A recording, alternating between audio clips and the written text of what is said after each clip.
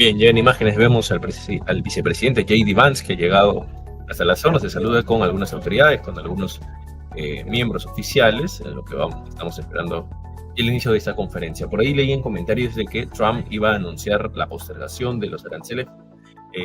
Esto es muy poco probable porque Trump hasta el día de ayer, en múltiples ocasiones, ha estado hablando sobre que hoy, 2 de abril, a las 4 de la tarde hora Washington, será el inicio de la liberación de la economía norteamericana a través de estos aranceles. ¿Qué busca Trump con este anuncio?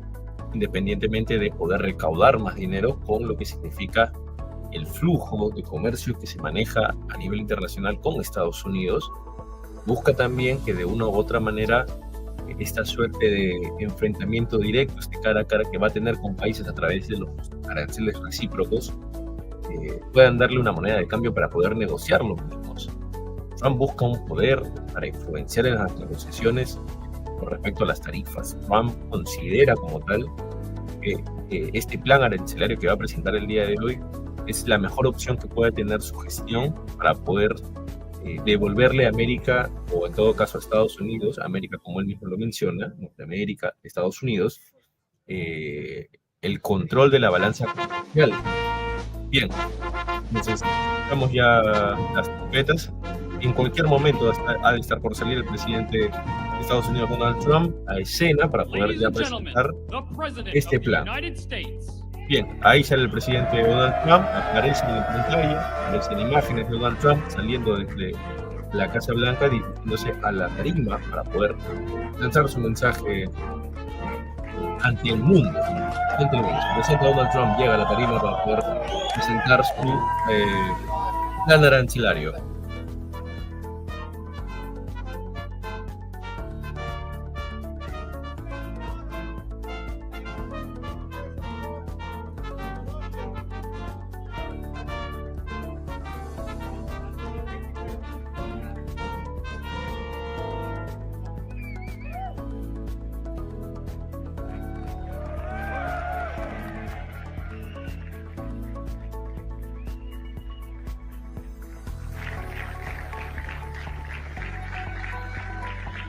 Bien, aparece el presidente Donald Trump, se pone en escena y va a iniciar el discurso del presidente Donald Trump. Nice crowd. What a good-looking group of people. Well, we have some very, very good news today, and a lot of good things are happening for our country. Please sit down. My fellow Americans, this is Liberation Day, waiting for a long time. April 2nd, 2025 will forever be remembered as the day American industry was reborn, the day America's destiny was reclaimed, and the day that we began to make America wealthy again. Gonna make it wealthy, good and wealthy. For decades, our country has been looted, pillaged, raped, and plundered by nations near and far, both friend and foe alike. American steel workers, auto workers, farmers, and skilled craftsmen. We have a lot of them here with us today. They really suffered gravely. They watched in anguish as foreign leaders have stolen our jobs, foreign cheaters have ransacked our factories, and foreign scavengers have torn apart our once beautiful American dream. We had an American dream that you don't hear so much about. You did 4 years ago, and you are now, but you don't too often, and for many years and decades even, you didn't hear too much about.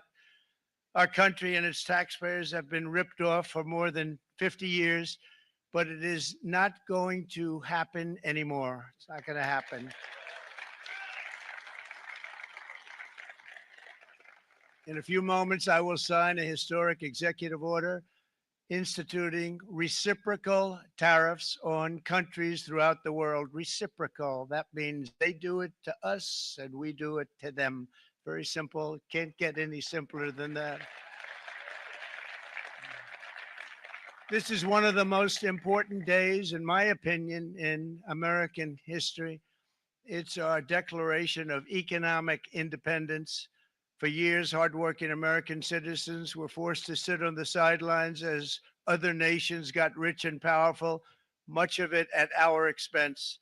but now it's our turn to prosper, and in so doing, use trillions and trillions of dollars to reduce our taxes and pay down our national debt, and it'll all happen very quickly. With today's action, we are finally going to be able to make America great again, greater than ever before.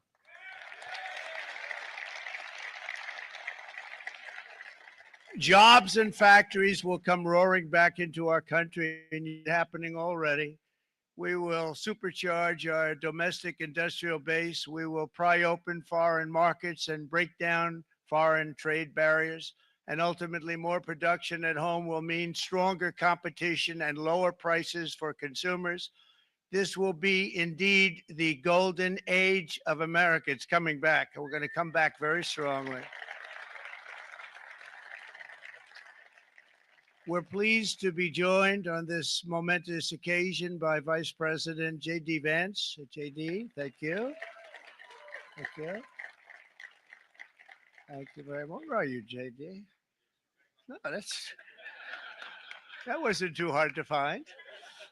I was looking, he likes to take a low-key attitude, so it'd usually be sitting right in front. He's gaining a lot of confidence, Mike, isn't he?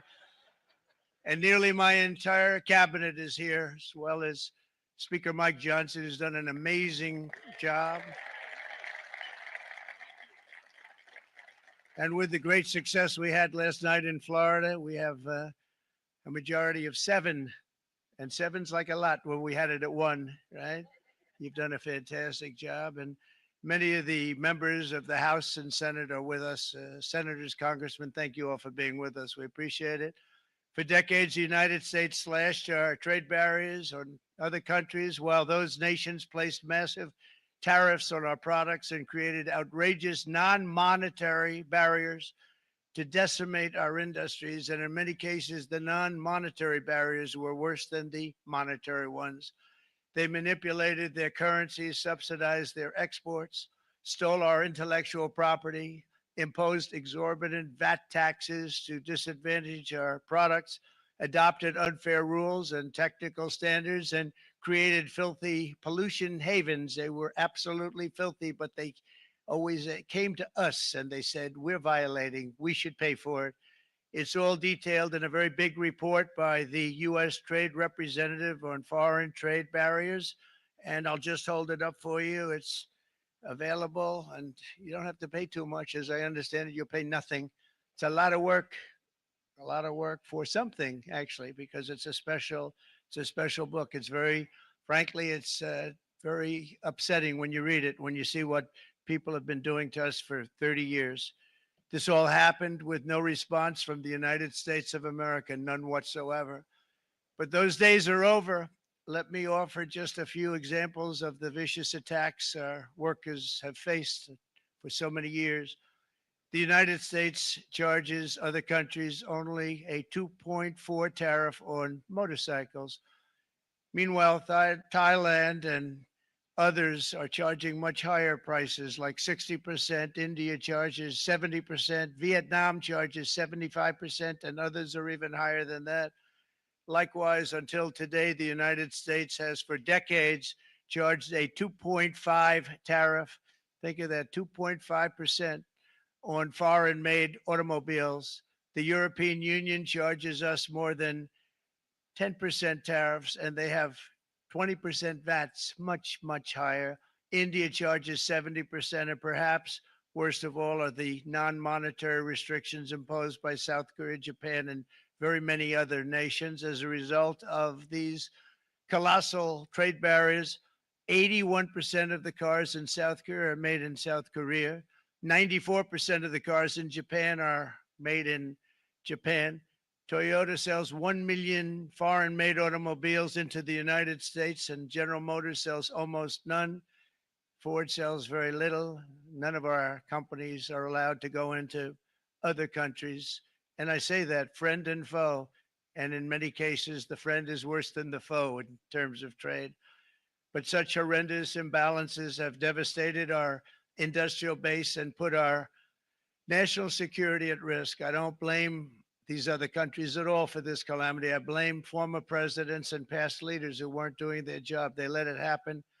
and they let it happen to an extent that nobody can even believe. That's why, effective at midnight, we will impose a 25% tariff on all foreign-made automobiles.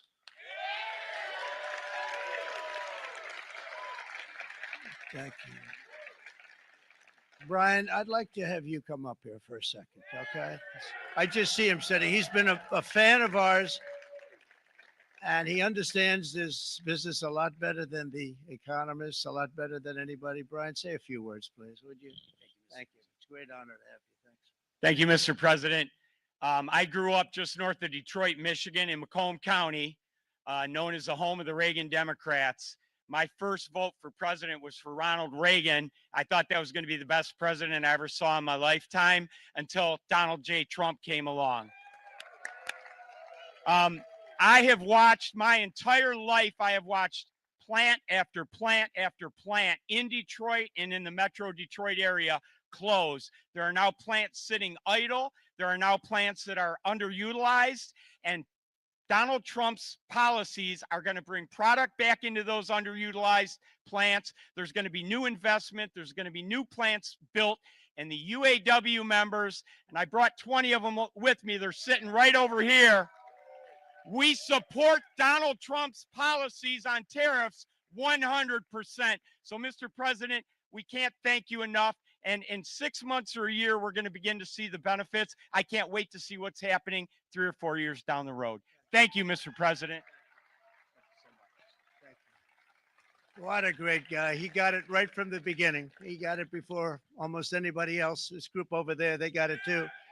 And, you know, we won the state of Michigan. We won almost all of them, but we won Michigan by a lot. And I want to just thank you all. The auto workers were fantastic. The Teamsters were fantastic. Everyone was pretty good, I will tell you. Thank you very much. I appreciate it. You're going to be very happy very soon. And you probably see what's happening with all of the, not only car companies, but car companies in particular. See it with all of the ones they're moving, they're announcing day in, day out. You're seeing it. Nobody's ever seen anything like that. With today's actions, we're also standing up for our great farmers and ranchers who are brutalized by nations all over the world. Brutalized. Canada, by the way, imposes a 250 to 300% tariff on many of our dairy products. They do the first can of milk. They do the first little carton of milk at a very low price, but after that it gets bad, and then it gets up to 275, 300%. So when they're figuring what's Canada charging, they say, oh, about 2%, 3%. But take a look at what happens down the road. When you look a little bit, it's not a pretty picture, and we don't like it, and it's not fair. It's not fair to our farmers. It's not fair to our country. And with countries like Canada, you know, we subsidize a lot of countries and keep them going and keep them in business. In the case of Mexico, it's $300 billion a year. In the case of Canada, it's close to $200 billion a year.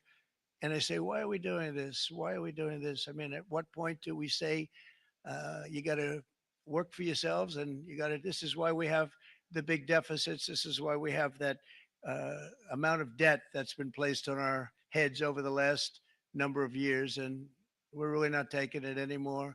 Through non-tariff barriers, the European Union bans imports of most American poultry. You understand? They say, we want to send you our cars. We want to send you everything, but we're not going to take anything that you have. Australia bans, and they're wonderful people and wonderful everything, but they ban American beef, yet we imported $3 billion of Australian beef from them just last year alone. They won't take any of our beef. They don't want it because they don't want it to affect their farmers. And you know what? I don't blame them, but we're doing the same thing right now, starting about midnight tonight, I would say.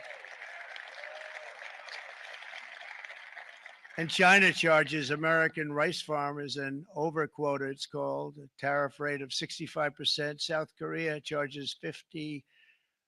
Actually, they charge different, from 50% to 513%. And Japan, our friend, charges us 700%. But that's because they don't want us selling rice, another thing. Who can blame them, Madam Secretary? Agriculture, great job you did on eggs, by the way. The egg prices came down 50%. You got them down 50%. Once we got involved, they were going through the sky. The egg prices, they were going through the sky, and you did a fantastic job. Now we have lots of eggs, and they're much cheaper, down about 59% now, and they're going down further.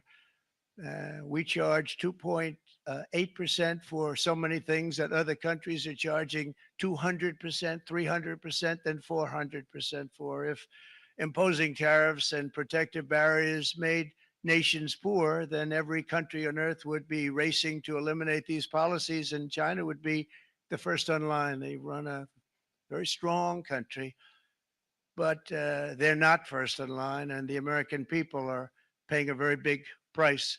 From 1789 to 1913, we were a tariff-backed nation, and the United States was proportionately the wealthiest it has ever been. So wealthy, in fact, that in the 1880s, they established a commission to decide what they were going to do with the vast sums of money they were collecting. We were collecting so much money so fast, we didn't know what to do with it. Isn't that a nice problem to have? What do you think, Marco? Good problem? Marco would love that problem. But we don't have that problem anymore, but we're not going to have it very much longer, I will tell you. But they collected so much money, they actually formed a commission to determine what they were going to do with the money, who they were going to give it to, and how much. Then in 1913, for reasons unknown to mankind, they established the income tax so that citizens, rather than foreign countries, would start paying the money necessary to run our government. Then in 1929, it all came to a very abrupt end with the Great Depression, and it would have never happened if they had stayed with the tariff policy. It would have been a much different story. They tried to bring back tariffs to save our country, but it was gone. It was gone. It was too late. Nothing could have been done. It took years and years to get out of that depression, far longer than even FDR had that office right over there for a long period of time. The ramp system, that's rather intricate, was built because of him. And every time you walk up, you think of him. And he did a great job in many ways, but it lasted long beyond his terms, as you know.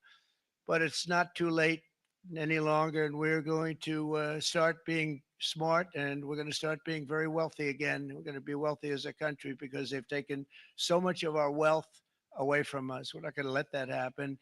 We truly can be very wealthy. We can be so much wealthier than any country. It's not even believable, but we're getting smart. Nearly a century later, in the face of unrelenting economic warfare, the United States can no longer continue with a policy of unilateral economic surrender. We cannot pay the deficits of Canada, Mexico, and so many other countries. We used to do it. We can't do it anymore. We take care of countries all over the world. We pay for their military. We pay for everything they have to pay. And then when you want to cut back a little bit, they get upset that you're not taking care of them any longer. But we have to take care of our people, and we're going to take care of our people first. And I'm sorry to say that.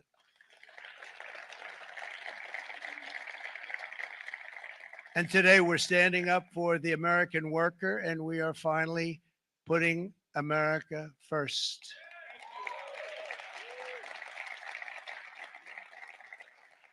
In sleepy Joe Biden's last year in office, the United States hemorrhaged 100,000 manufacturing jobs, and the number was going through the roof at levels never seen before.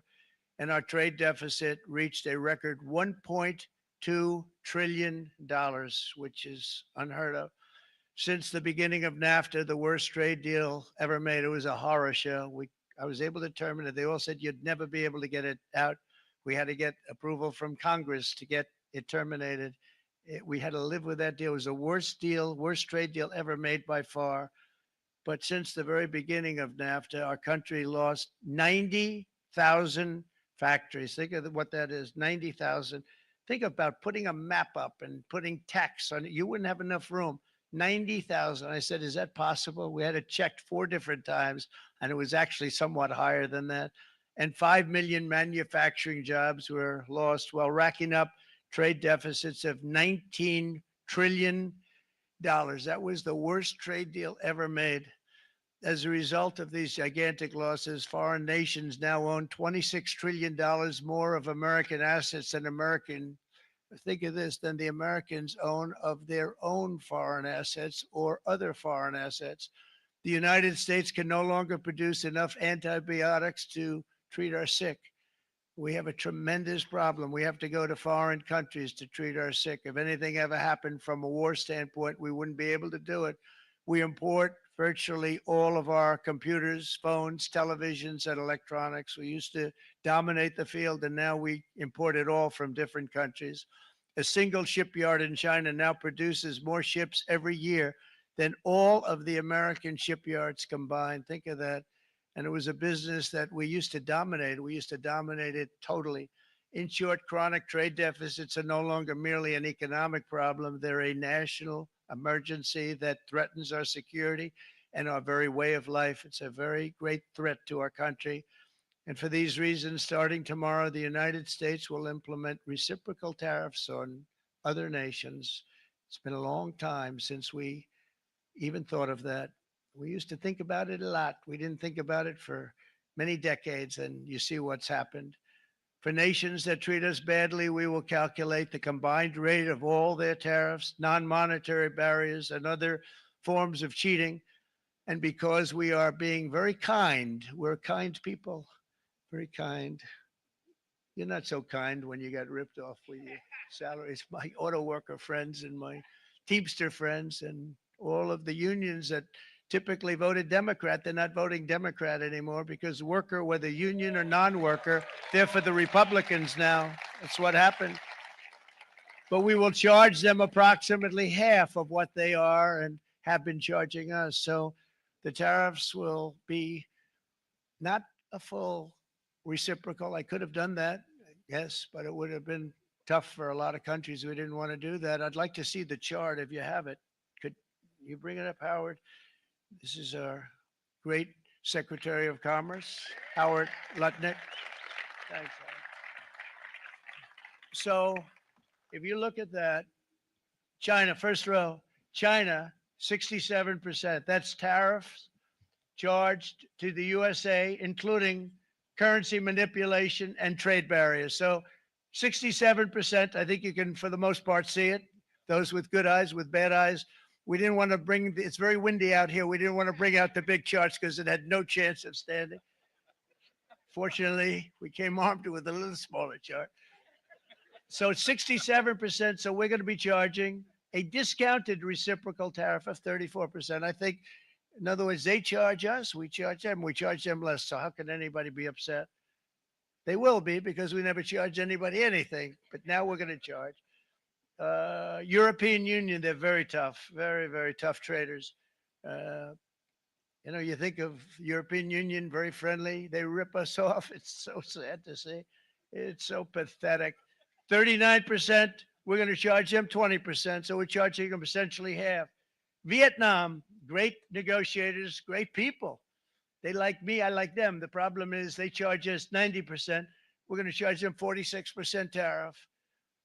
Taiwan, where they took all of our computer chips and semiconductors. We used to be the king, right? We were everything. We had all of it. Now we have almost none of it, except the biggest company is coming in. We're going to end up with almost 40%. Lee Zeldin's working to get their approvals. And it's an amazing company. Mr. Wei, of one of the great companies of the world, actually, they're coming in from Taiwan, and they're going to build one of the biggest plants in the world, maybe the biggest for that. But 64%, we're going to charge them 32%. Japan, very, very tough, great people. And again, I don't blame the people for doing it. I think they're very smart in doing it. I blame the people that sat right in that Oval Office, right over there, right behind the Resolute desk or whichever desk they chose.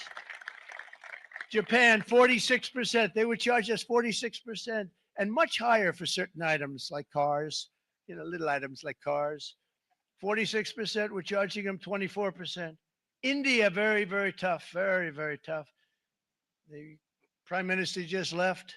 And he's a great friend of mine, but I said, you're a friend of mine, but you're not treating us right. They charge us 52%. You have to understand, we charge them almost nothing for years and years and decades. And it was only 7 years ago when I came in, we started with China and charged them. We took in hundreds of billions of dollars from China in tariffs. And they understood, honestly. President Xi understood. He said, look, I understand. And the other countries, and they all understand, we're going to have to go through a little tough love, maybe, but they all understand. They're ripping us off, and they understood it. Prime Minister of Japan, Shinzo Abe. He was a fantastic man. He was unfortunately taken from us, assassination. But I went to him and I said, Shinzo, we have to do something. Trade is not fair. He said, I know that. I know that. And he was a great gentleman. He was a fantastic man, but he understood immediately what I was talking about. I said, Shinzo, we have to do something. He said, I know that.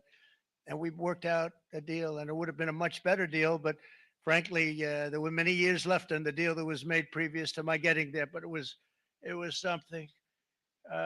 If you look at Switzerland, 61% to 31%, Indonesia, Malaysia, Cambodia. Oh, look at Cambodia, 97%.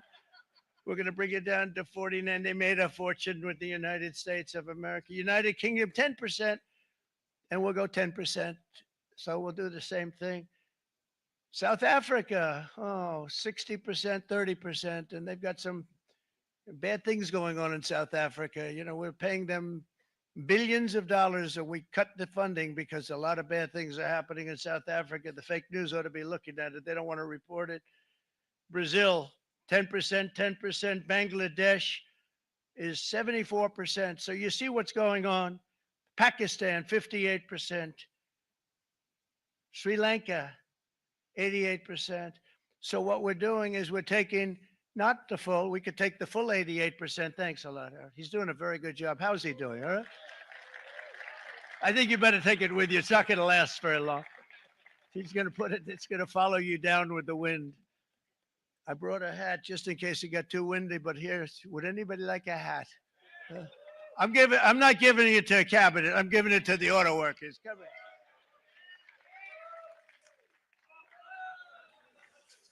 Thank you, fellas. Get it. That's it. That's it. They deserve it more than our cabinet. Our cabinet has plenty of hats. But you see the numbers. The numbers are so disproportionate. They're so unfair. At the same time, we will establish a minimum baseline tariff of 10%. You notice that on the chart? And that'll be on other countries to help rebuild our economy and to prevent cheating. So we're going to have a minimum of cheating, and we're going to be very severe on the people that at the gate that watch the tariffs and watch the product coming in, because there's been a lot of bad things happening at the gate because the money is so enormous that you're talking about. There's never been probably anything like it in terms of the enormity. And there are a lot of bad things happen at the people that do the check-in, and they're looking at 10-year jail sentences if they do play. We're going to treat them so good, but if they cheat, the repercussions are going to be extremely strong. Foreign nations will finally be asked to pay for the privilege of access to our market, the biggest market in the world. We're right now the biggest market in the world. We had a great country 4 years ago in terms of the economics. We were doubling up on China. We were doing so well. Nobody was going to catch us, but so much of it slipped away over the last 4 years under Biden. I campaigned on this policy throughout last year, and today that promise was made, and it was also a promise, as you know, that was kept. Promises made, promises kept. To any company that objects to our common sense reciprocal tariffs, again, reciprocal, back and forth, back and forth. And I call this kind reciprocal. This is not full reciprocal. This is kind reciprocal. But what we do is we cut it in half. We charge them. My answer is very simple. If they complain, if you want your tariff rate to be zero, then you build your product right here in America, because there is no tariff if you build your plant, your product in America. And we've seen companies coming in like we've never seen before. Likewise to all of the foreign presidents, prime ministers, kings, queens, ambassadors, and everyone else who will soon be calling to ask for exemptions from these tariffs. I say, terminate your own tariffs, drop your barriers, don't manipulate your currencies. They manipulate their currencies like nobody can even believe, which is a bad, bad thing and very devastating to us. and start buying tens of billions of dollars of American goods. Tariffs give our country protection against those that would do us economic harm. And many people were looking to do us economic harm. Maybe not so obviously, but they were doing tremendous economic harm.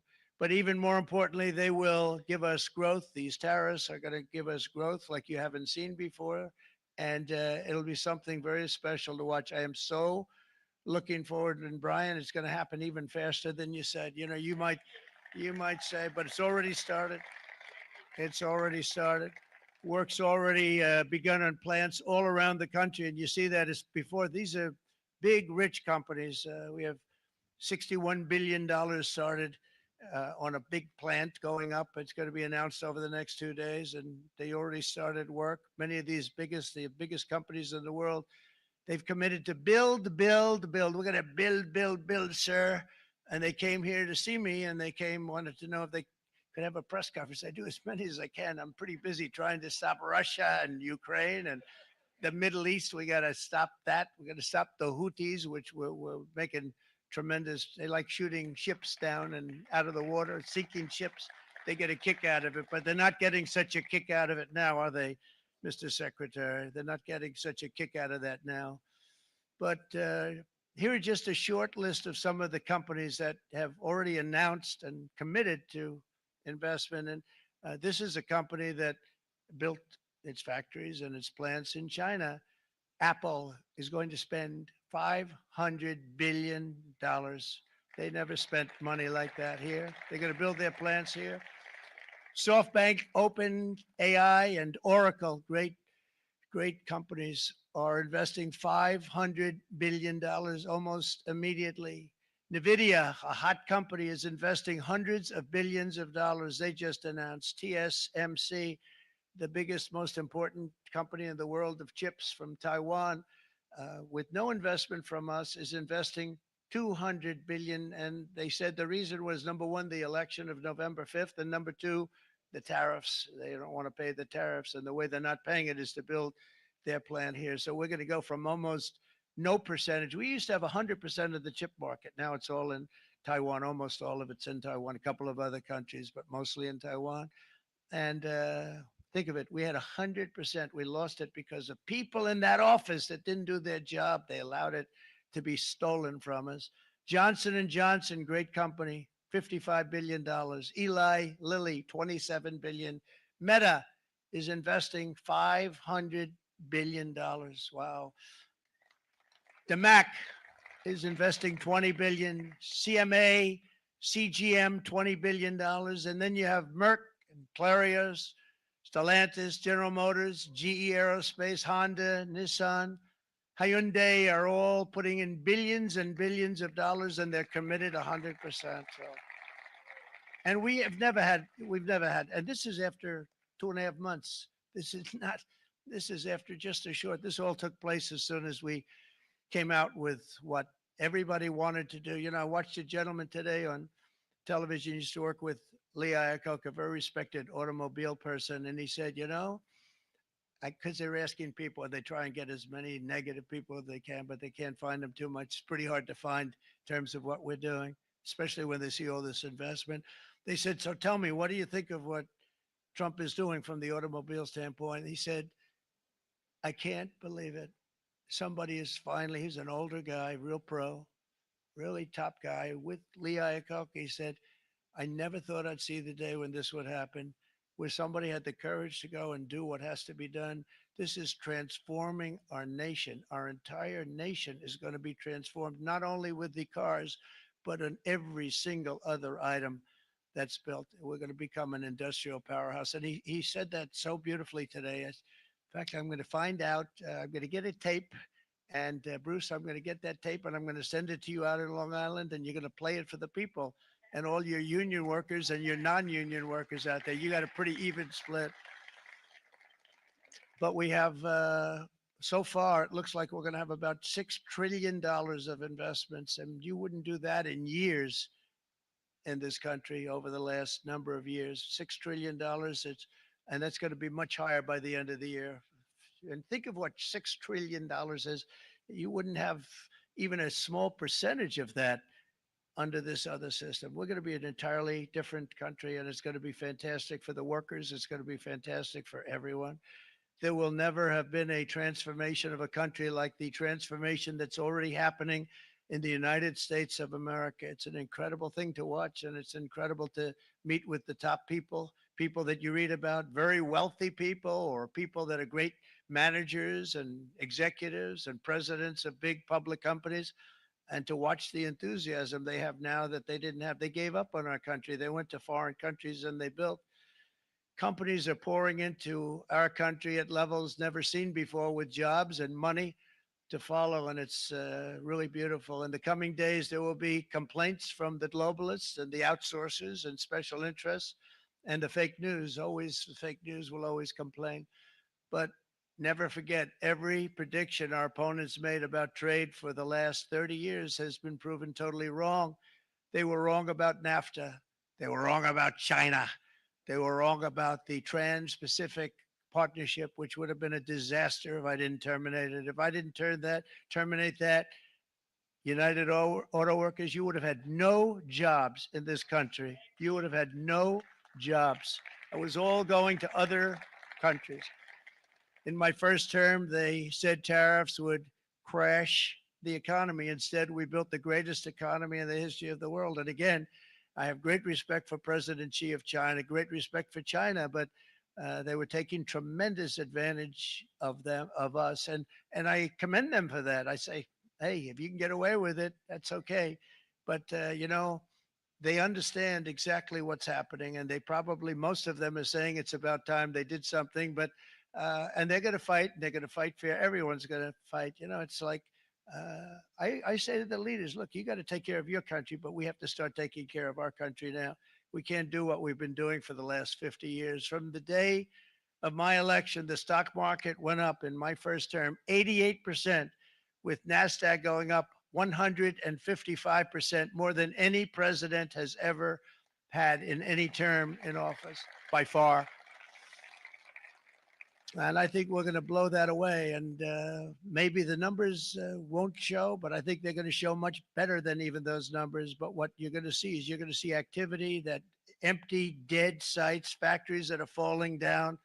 Those factories will be knocked down, and they're going to have brand new factories built in their place. They're not only talking about renovating, they're talking about brand new, the best anywhere in the world, the biggest anywhere in the world. I have a friend who builds car plants, and I said, I want to see the biggest and the best. He said, well, we have to go to Mexico. I said, no, I want to see it in the United States. He said, we're not building them in there. This is a year and a half ago during the campaign. He said, we're not building it. You'd have to go to Mexico. When I was starting to decide to run, and I went to number one in the polls very rapidly, let's say in the first hour. And then shortly thereafter, it looked like I was going to win, and the fake news was saying, oh, no, don't do this. What they don't know is if I didn't win, they would have really been in trouble, because nobody wants to read them anyway. But I tell you what, when it looked like I was going to win, I announced that I was going to be doing exactly what we're talking about today. Great consistency, actually, because I've been talking about it for 40 years. But because I saw what was happening 40 years ago. If you look at my old speeches when I was young, very handsome, my old speeches, and that people would say, I'd be on a television show, I'd be talking about how we were being ripped off by these countries. I mean, nothing changes very much. The only thing that changed were the countries, but nothing really changes. But it's why it's such an honor. It's such an honor to be finally able to do this. If you look at China, I took in hundreds of billions of dollars in my term, hundreds of billions. They never paid 10 cents to any other president, and yet they paid hundreds of billions, so much so that Biden couldn't do anything. They wanted to try and terminate it because he had a very special relationship with China. You know what the relationship was? He had a special relationship. But the numbers were so big, that they couldn't do it. So they did ease it up. They did things that they shouldn't have done. They made it a lot more comfortable for them, but they couldn't do it because the numbers were hundreds of billions of dollars. And I did that. And we were on our way to doing something like incredible. And then we had a very bad election happen, a very bad election. A lot of bad things happened. So when I said we got to do it again, I said we have to make it too big to rig. And we made it too big to rig, and we won in records. And it was a monumental win. And it was such an honor to see so many of you, like Brian and your friends, here with us to celebrate, and to more importantly celebrate what we're doing, because that wouldn't be a full celebration if we didn't do this, because this will be an entirely different country in a short period of time. It'll be something the whole world will be talking about it. The critics made the very tired predictions earlier this year, but in February, core inflation dropped to the lowest rate in 4 years. And the price of eggs, as you know, just in a month and a half, we were there for 4 weeks. And the first week I got blamed for eggs. I said, I just got here. They said eggs have gone up at like 250% and you can't get eggs. And they were going crazy. And I said, I just got here. And then we got to work on eggs, and we got to work on everything. And our great Secretary of Agriculture, you did a fantastic job. Brooke Rollins, she did a fantastic job. And as I said before, the price of eggs dropped now 59%, and they're going down more, and the availability is fantastic. They were saying that for Easter, please don't use eggs. Could you use plastic eggs? I said, we don't want to do that. We want to, and you really came through. It's an amazing job. Thank you very much, Brooke. You did great. But likewise, an old-fashioned term that we use, groceries. I used it in the campaign. It's such an old-fashioned term, but a beautiful term, groceries. It sort of says a bag with different things in it. Groceries went through the roof, and I campaigned on that. I talked about the word groceries for a lot, and energy costs now are down. Groceries are down. Gasoline is way under $3, and people are beginning to be able to buy things and live again. We brought prices way down. We created 10,000 already in a few weeks, new manufacturing jobs.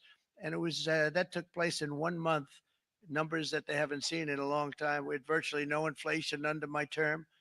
We had virtually no inflation for 4 years. But after transitioning over to Sleepy Joe, it went from almost non-existent to the highest in the history of our country. They're the highest inflation in the history of our country, brought up by energy and bad spending and bad policy, and a lot of bad things happened. How about allowing millions and millions and millions of people to pour into our country with open borders, where it's so sad to see even now. And I see our great secretary of you have done. Stand up, please, Christy. Stand up. Christy Nome and Tom Holman.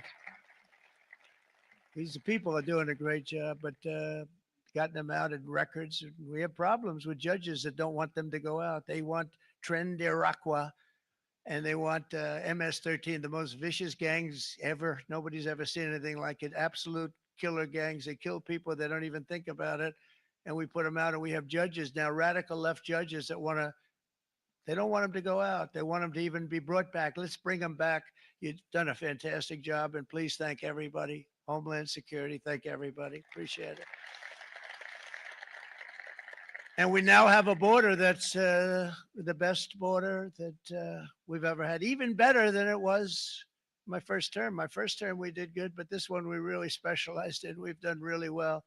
And we had records then. We had the best, safest border 4 years ago. We had the best border there ever was. And now we have, you've actually matched it and done even better. And we're going to get it down the right way. And we want people, by the way, to come into our country, but we want to come in through a legal process. We want them to come in legally. We need more people. We need people to run these plants and to help the auto workers and the Teamsters and the non-union people and everybody else. But we need people and the farmers. And we're going to let people come in, but they want to come in. We want them to come in legally. They have to have the capability of loving our country, not people that hate our country. We don't want them in our country. And now we're going to pass the largest tax cuts in American history. And that's where we're relying on Mike and John Thune. And we will not cut Social Security, Medicare, or Medicaid benefits. And the Democrats will, because if they got in, the entire economy would collapse. This country was heading for a collapse under the people that you saw. They were horrible. I think one of the reasons people like the job, I have my highest approval ratings because I think they're comparing me to the worst administration in the history of our country. So I appreciate that at least. But Speaker of the House, Mike Johnson, and Senate Majority Leader, appreciate it, Mike. John Thune have been fantastic, by the way. But they've been working tirelessly on taking the next step to pass the plan for our one big, beautiful bill. I'd like to name it that if you can. One big, I made that statement about 6 months ago, and everybody calls it one big, beautiful bill. And it will be that. It'll have everything, the big tax cuts and every incentive there is. And it'll be fantastic. And by the way, for the cars, we're asking for an interest deduction on a loan. So if you build the car only in America, we do it, Brian. If the car's not built in America, you don't get the interest rate deduction. But if you build the car in America, if you buy a car, if it's built in America, then you get an interest rate deduction, tax deduction. And that's a big thing. That's going to be a big thing. I think that's going to pay for itself very quickly, that deduction. Never happened.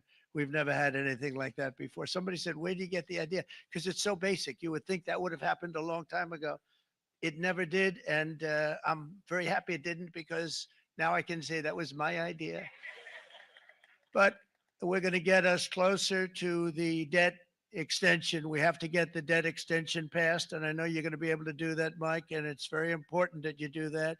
And all of the other things that the Senate budget plan gives us, along with working, because I know they're working together, John and Mike, and the two bills are going very well together. We need to get our shared priorities done, including certain permanent tax cuts. We want the tax cuts to be permanent, spending cuts, energy and historic investments in defense, border, and so much more. We're covering everything. These will be phenomenal. There'll be no bill like this going to straighten. One bill is going to straighten out our country for many, many years to come. And we said, let's just do it and let's get it done. And some guys will love it and some guys will like it a little bit less because they're not getting what they were exactly looking for, but they're getting a lot. They'll never, if we get this done, it'll be the most incredible bill ever passed in the history of our Congress and Senate and congressmen, the senators and the congressmen, many of whom are here today, will be very proud of themselves. I really believe that it's going to set us on a whole new prosperous path. We're going to cut spending and right size the budget back to where it should be. We're going to do that very strongly.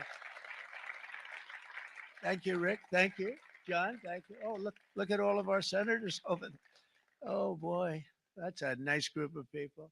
But I won't like them so much if they don't get this bill done. That's a great group. And Congressman, thank you very much. I appreciate it. Tremendous people. The Senate plan is my complete and total support. And the House plan likewise is very similar. They're moving along pretty much at the same clip. And as soon as you're ready, you'll show it to me. And I'm sure it'll have my support, Mike. Every Republican congressman and senator must unify. We have to unify. We can't be separated. We have to get it done. We have to get absolutely everything we can, and we have to take care of the American people. That's the only thing that matters. We have to take care of the American people first. We need to pass this bill immediately, get it done, including debt extension. From this day on, we're not going to let anyone tell us that American workers and families cannot have the future that they deserve. We're going to produce the cars and ships, chips, airplanes, minerals, and medicines that we need right here in America. The pharmaceutical companies are going to become roaring back. They're coming roaring back. They're all coming back to our country because if they don't, they got a big tax to pay. And if they do, I'll be very happy. And you're going to be very happy and you're going to be very safe. We're going to build our future with American hands, with American heart, American steel, and we're going to build it with American pride like we used to. We're approaching our 100th day as president and have been given credit by a lot of people, actually, even some of the fake news. Can you believe it? Which in this case, hopefully isn't fake, for having done more in that time than any other administration in the history of our country in the first 100 days. I think we've had an amazing in terms of what we've done, what we've gotten accomplished. I'd like to see if we can get that war ended and another war from not starting in the Middle East. We have to get Russia. They're losing 2,000 on average, 2,500 people a day, young people, soldiers, Russian, think of that, 2,500 through some days, but on average, probably over about a 1 week period, it's 2,712, they say. They're losing those soldiers. They're dying.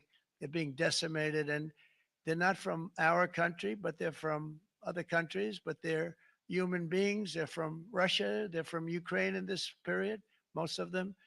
And we're going to get it stopped. It's a senseless war that would have never happened if I was president, and it shouldn't be allowed to go on. And I think we're being given good cooperation by Russia and by Ukraine, but we have to get it stopped. It's humanity. It's humanity. It's a terrible thing. This will be a very big moment. I think you're going to remember today. It's going to be a free nation that we're dealing with. We're going to have a very free and beautiful nation. It's going to be Liberation Day in America, and it's going to be a day that hopefully you're going to look back in years to come and you're going to say, you know, he was right. This has turned out to be one of the most important days in the history of our country. God bless you and God bless America. Thank you, everybody. Thank you very much. Thank you. Thank you very much.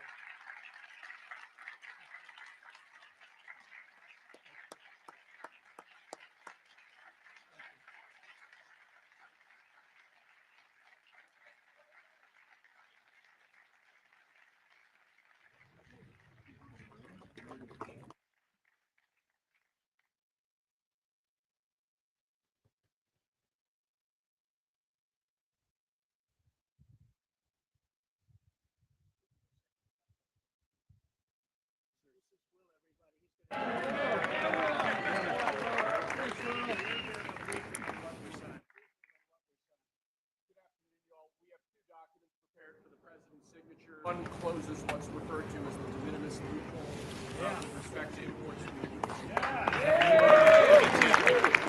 Not even how many. The other is the big one, is the reciprocal tariff executive order that the president just spoke about at length. This is obviously a huge deal, and it's been an honor to be a part of the team getting set up.